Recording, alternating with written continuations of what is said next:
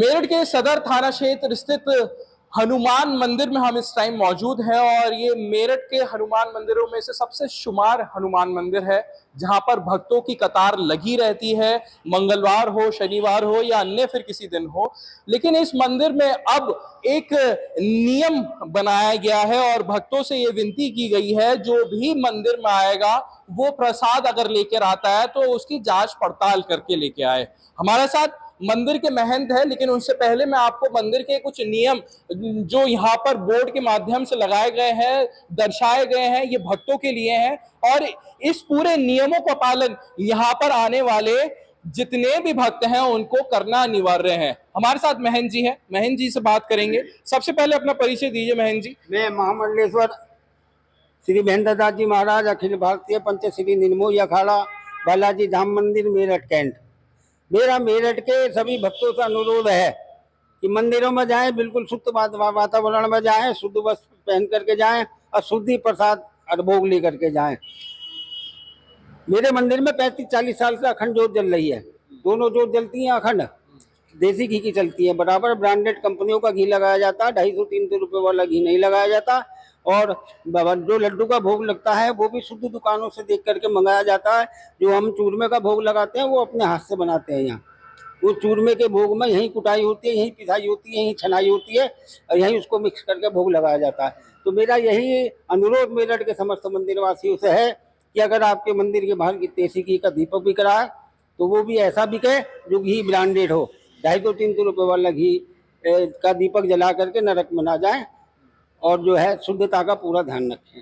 जो मंदिर में भक्त आ रहे हैं उनके लिए क्या प्रसाद को लेकर भी कुछ नियम कानून बनाए गए हैं? क्योंकि अभी देखा गया है कि मिलावट हो रही है, लड्डुओं में भी मिलावट हो रही है। बिल्कुल बनाए गए हैं। हमारे हनुमान जी बालाजी महाराज को देसी घी के लड्डू का भोग लगता है और लड्डू के भोग का भी हम पहले जांच कर लेते हैं कि डिब्बा जो है कौन सी दुकान का है।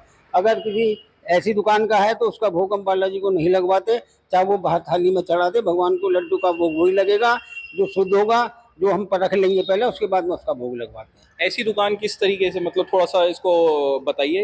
ऐसी कैसी नाम का दुकानों के नाम का प्रचार तो मैं करना नहीं चाहूँगा, लेकिन सदर के अंदर 4-5 दुकानें ऐसी हैं जो शुद्ध देसी घी की हैं और मेरा विश्वास है कि उनके यहाँ मिलावटखोरी नहीं होगी। अच्छा, जो बाकी की दुकानें हैं उनको लेकर भी क्या आपने कुछ अधिकारियों से बात करी है कि कहीं पर मिलावट हो रही है, जो आपके संज्ञान में आया कि उस पे अधिकारियों से तो हमारा कहना यही है कि जो 250-300 रुपये वाला घी बिक रहा है, घी के अलावा जो मसाले बिक रहे हैं, कम से कम मेरे अधिकारी, मेरठ के अधिकारी चेतो, जागो, देखो 250 रुपये में उसमें से आप भी खाते होगे, आपका भी नुकसान होगा।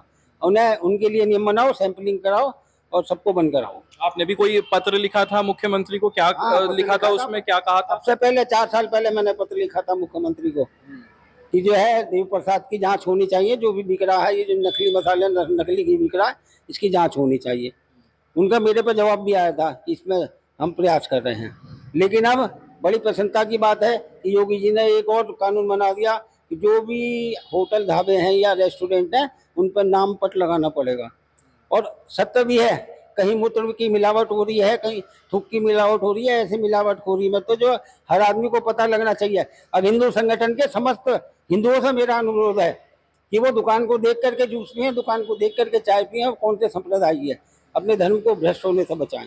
अच्छा, और प्रसाद कहाँ से लेके आए कि मतलब यही दुकानों का जांच पड़ताल करके ही लेके आए क्या? हाँ, जो शुद्ध दुकानें हैं, बड़ी दुकानें हैं, उन पर मिलावटखोरी नहीं है और उनके यहाँ से ही प्रसाद लाए, भगवान को चढ़ाए। नहीं बनता है तो गोला मिश्री का प्रसाद चढ़ा। मेरे सुबह शाम गोला मिश्री का भोग लगता है बालाजी में। लड्डू का भोग तो प्रसाद भक्तगण चढ़ाते हैं या विशेष पर्वों पर लगता है, लेकिन जो सुबह शाम भगवान जी का भोग लगता है, गोला मिश्री का, पंचमेवा का लगता है, वही प्रसाद जो है भक्तों में वितरण किया जाता है। अच्छा, तो गोले और मिश्री का प्रसाद ज्यादा चढ़ाएं। अगर आपको लगता है कि कहीं पर मिलावट हो रही है तो वो यही गोला मिश्री। अगर आप, मैं कहता हूँ 2 किलो लड्डू का आप डिब्बा मंदिर के अंदर ला रहे हैं तो आप 2 किलो लड्डू ना लाएं, 2 किलो वजन की या 1 किलो वजन की पंचमेवा ले आएं, जो उसका प्रसाद हमारे यहाँ मंदिर में सहयोग के लिए काम आएगा और उसका भोग जो है हनुमान ठाकुर जी महाराज को सुबह शाम लगेगा।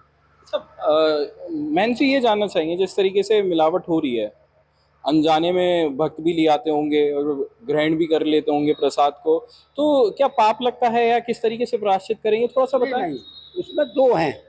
एक तो अपनी सेहत के लिए नुकसानदायक है, दूसरा जो है अपना जो धर्म भ्रष्ट होता है। कभी भी कोई प्रसाद खरीदो अपनी संप्रदाय से खरीदो, अपने हिंदू भाइयों से खरीदो, और खाने पीने की चीज भी हिंदू भाइयों से खरीदो। उन लोगों का कोई भरोसा नहीं, दूसरे संप्रदाय वालों का तुम्हें क्या खिला दें, किस बहाने तुम्हारा धर्म भ्रष्ट कर दें। तो मेरा तो सभी से अनुरोध यही है कि शुद्ध खाओ, अशुद्ध रहो, अशुद्धि भगवान का पूजन भजन करो। ठीक है, बहुत बहुत शुक्रिया बात करने के लिए। जय सिया राम।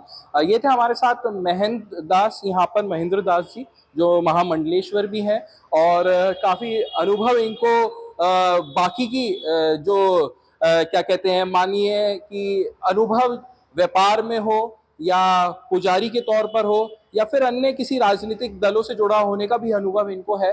तो इनका ये कहना है कि जो भी भक्तगण हैं, चाहे कहीं पर भी जाएं, किसी भी मंदिर में जाएं, अपने धर्म को भ्रष्ट ना होने दे, और जो भी खाद्य पदार्थ की सामग्री वो ग्रहण करे किसी भी रूप में, उसकी जांच पड़ताल कर ले। और एक महत्वपूर्ण बात इन्होंने यहाँ पर कही, अगर मंदिर में आ रहे हैं तो गोला और मिश्री का प्रसाद लेके आ जाइए, लड्डू की जरूरत नहीं पड़ेगी फिर। अनमोल शर्मा, टीवी 9 उत्तर प्रदेश, मेरठ।